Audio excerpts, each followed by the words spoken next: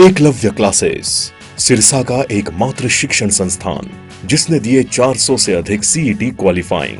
सभी बच्चों को किया पुरस्कृत। नए बैच स्टार्ट, नए पैटर्न पर आधारित HSSC screening, HSSC group D, 3 days demo free, study material free, all competition exam, well qualifying teaching staff, biometric attendance, weekly test series. Address नए बस स्टैंड के सामने, सिरसा। Contact 9055963396 and 9055964496।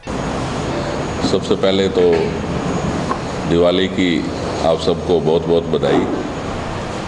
मैं संदीप नेहरा, मेरा पिताजी का नाम श्री जगदीश जी नेहरा, जो पूर्व में मंत्री रहे हैं।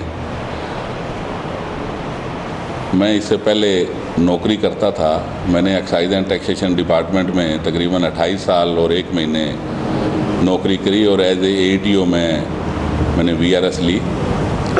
VRS मेरे को तब लेनी पड़ी, हमारे पिताजी और बड़े भाई सुरेंद्र थे, हम 2 ही भाई हैं, तो वो दोनों इस दुनिया में संसार से चले गए। तो उसके बाद में घर बार देखना और जो भी सामाजिक रिश्ते उनको निभाने के लिए मैंने राजनीति की तरफ मुँह किया।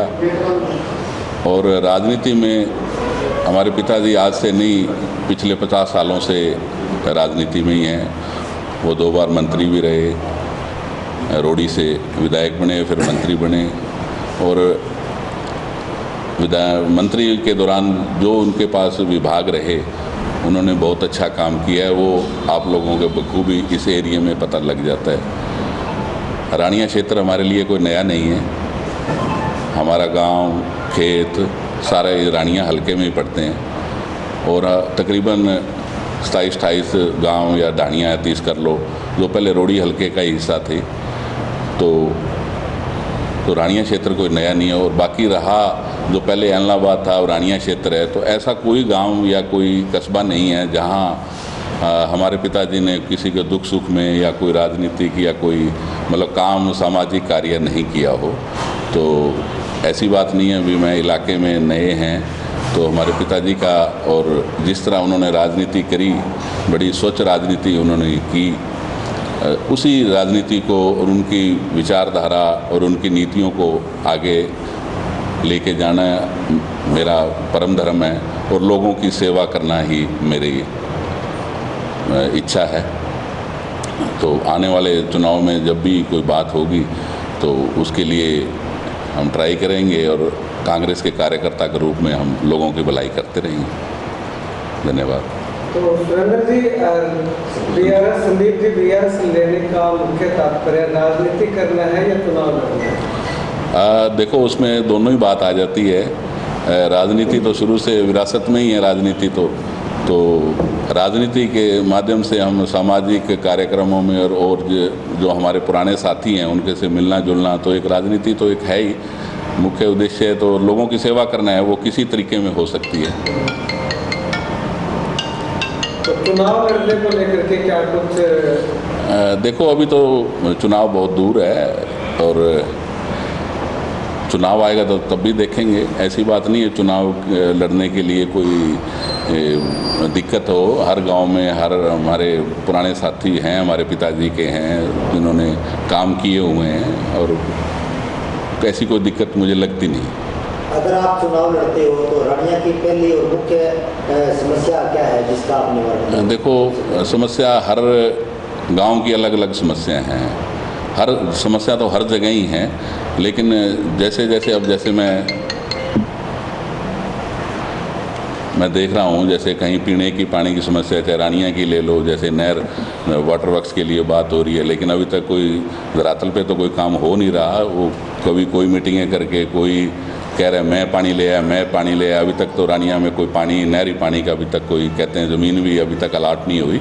तो ऐसे कहीं नहरी खेतों में पानी की समस्या है, कहीं कुछ है। लेकिन जब जैसे जैसे लोगों के साथ मिलेंगे जुलेंगे, समस्याएं पता लगेगी, तो जब कभी मौका आएगा तो सर्वोपरि रानिया क्षेत्र के लोगों की समस्या ही हल करेंगे। अब तक समस्या का समाधान नहीं हो पाया, उसके पीछे आप क्या रीजन मानते हैं? क्योंकि इस बार तो जो विधायक है वो भी सत्ता पक्ष में है। देखो, यहाँ ना होना उसके कई मुख्य कारण है। देखो, सरकार बीजेपी के हैं और जो विधायक बने हैं वो आज़ाद उम्मीदवार हैं, तो इस तरीके से कहीं ना कहीं आपस में सरकार के अंदर ही कुछ ना कुछ दिक्कत है, तभी लोगों के समस्याओं का निवारण नहीं हो रहा। तो कहीं ना कहीं तो कमी है ही, प्रशासन की ले लो, कुछ कह लो, हर जगह भ्रष्टाचार है, तो नशा है, नशे की सबसे बड़ी समस्या है। तो जब सरकार बनी थी कहा गया था भी नशा 1 महीने के अंदर ही ख़त्म कर देंगे। अब तो सरकार के बहुत दिन हो गए, नशा तो वैसे के वैसे ही चल रहा है। वो तो सरकार ने देखना है, जो नुमाइंदा है उन्होंने देखना है। नशे को लेकर के काफ़ी जो बवाल में मचा था, हालांकि जिला परिषद के चुनाव में भी काफ़ी बवाल मचा था। उसके बाद नगर परिषद के जो इलेक्शन थे उसमें भी लगातार जरूर चर्चाएं सामने आई थी जी। आपको क्या लगता है नशे की असली वजह क्या है, असली जड़ क्या है? देखो, जड़ तो बेरोजगारी भी है। युवा जो है वो बेरोजगार घूम रहा है, तो वो सबसे आसानी तरीका तो नशा ही है। लेकिन सरकार को कहीं ना कहीं इसको लगाम लगानी चाहिए ना। तो कहीं ना कहीं सत्ता पक्ष के लोग, जैसे पहले भी ये अखबारों में बातें आई थी, मैं नहीं और भी हमारे जो विरोधी साथी हैं उन्होंने भी सत्ता पक्ष के ऊपर आरोप लगाए थे, वो किसी से छुपे नहीं हैं। तो कहीं ना कहीं राजनीतिक संरक्षण प्राप्त हो ही जाता है, तभी ऐसा काम चलते हैं। ऐसे तो खैर नहीं चल सकता, पुलिस से कोई बात छुपी नहीं है, तो ये तो प्रशासन देखता है। मुख्यमंत्री जी को कोई सवाल करते हैं तो मुख्यमंत्री जी कहते हैं बहन तुम बैठ जाओ, इस तरह आपका क्या कहना है? तो सिखाए हुए देखो, वो